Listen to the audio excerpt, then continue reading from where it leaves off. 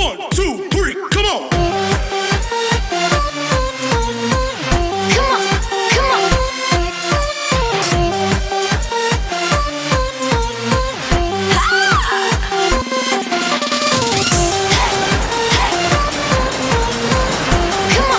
come on.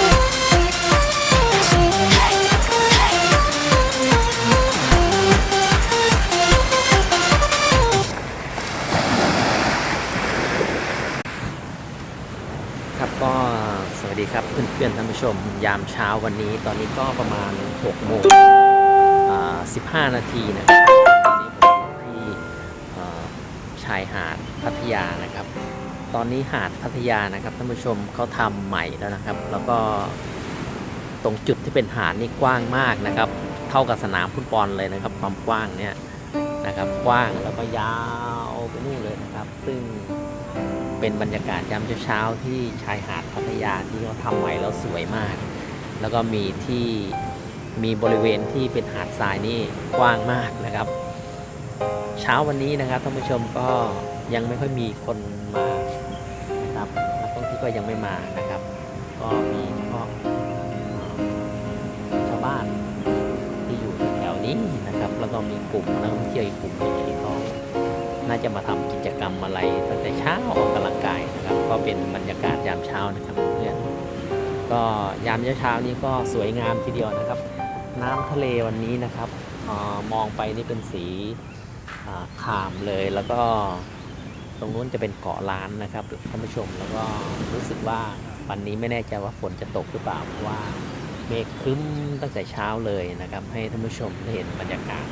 ที่ชายหาดพัทยานะครับสวยงามมากวันนี้นะครับ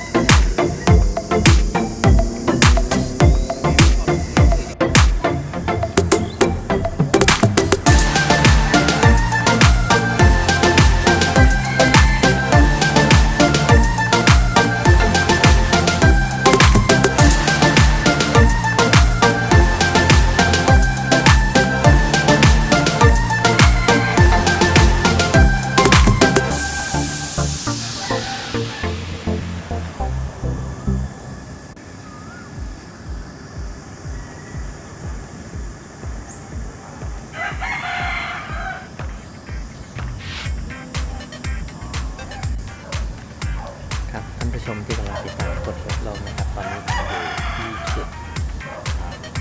บนตรงนี้เขาเรียกตรงที่เป็นอนุสาวรีย์กรมหลวงชุมพรนะครับก็เป็นจุดชมวิวนะครับของเมืองพัทยาก็มองไปนะครับก็จะเห็นเรือเล็กเรือเต็มเลยนะครับท่านผู้ชมเป็นทิวทัศน์นั้นก็จะเป็นเมืองพัทยาที่บรรยากาศยามเช้าที่พระอาทิตย์กำลังขึ้นนะครับก็สวยงามสำหรับยามเช้าวันนี้นะครับท่านผู้ชม